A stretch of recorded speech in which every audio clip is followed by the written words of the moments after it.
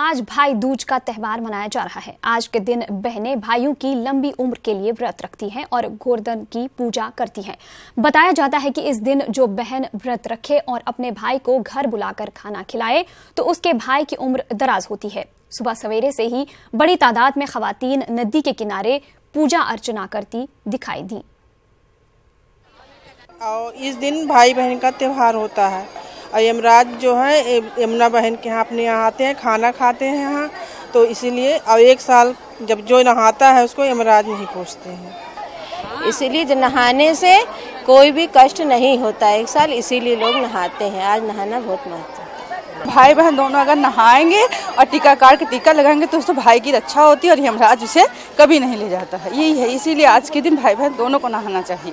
पिंकी सोनी आज के दिन यमुना जी की और यमराज की पूजा होती है क्योंकि ये दोनों भाई बहन हैं। आज यमराज भगवान खुद ही यहाँ आते हैं यमुना जी के साथ। जो इंसान अपने भाई बहन एक साथ दोनों हाथ पकड़ के नहाते हैं, आज उनको बहुत वो होता है, यमराज की यातना नहीं भुगतनी पड़ती है और उनको मृत्यु लोक में दुख नहीं मिलता है। दिल्ली में फजाई आलूदगी से लोग काफी परेशान हैं। दिल्ली में कई जगहों पर एरिया क्वालिटी इंडेक्स काफी खराब सतह पर पहुंच गया है। दिल्ली में लोग सड़कों पर मास्क का इस्तेमाल कर रहे हैं। माहौलियाती आलूदगी पर काबू पाने के लिए हुकूमत की तरफ से कई कदम उठाए जा रहे हैं। फजाई आलूदगी पर काबू पाने के लिए सड़कों पर पानी का छिड़काव भी किया जा रहा है। 10 नवंबर को दिल्ली में मसनूई बारिश कराने का भी मंसूबा है। वहीं दिल्ली में फजाई आलूदगी कम करने के लिए दिल्ली में ट्रकों के दाखिले पर 11 नवंबर तक के लिए रोक लगा दी गई है। दिल्ली सरकार की एडवाइजरी के मुताबिक सिर्फ सब्जी, दूध, पेट्रोलियम जैसी जरूरी अशिया वाले ट्रक ही दिल्ली में दाखिल हो सकते हैं। ट्रैफिक पुलिस दिल्ली बॉर्डर पर नजर रखे हुए हैं। पाबंदी की वजह से ट्रक कारोबारियों को काफी दिक्कतें पेश आ रही हैं।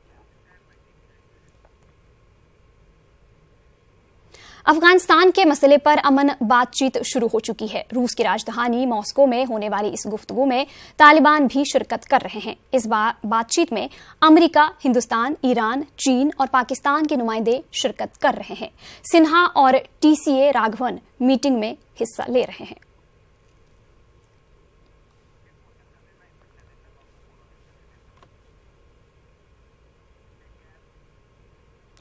इस मामले पर हमारे साथ हमारे नुमाइंदे दिल्ली से जुड़ चुके हैं शैलेंद्र वांगू, आपसे जानना चाहेंगे कि ये जो मॉस्को में मीटिंग हो रही है, किन मामलों पर बात हो सकती है?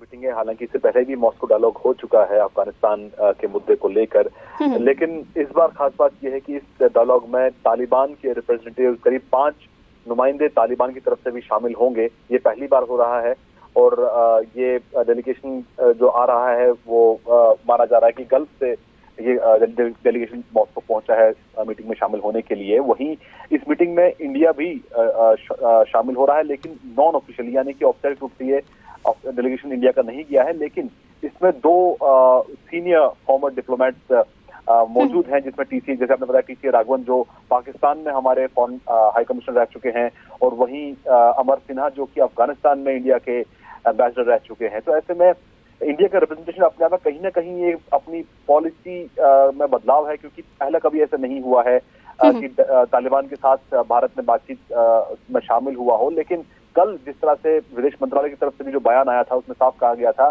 कि भारत हर उस मौके में शामिल होगा जहां पर अफगानिस्तान में शांति और स्टेबिलिटी की बात की जाएगी। लेकिन ये भी कहा साथ में कि ये एक नॉन ऑफिशियल डेलीगेशन जो है वो वहां पर मौजूद रहेगा।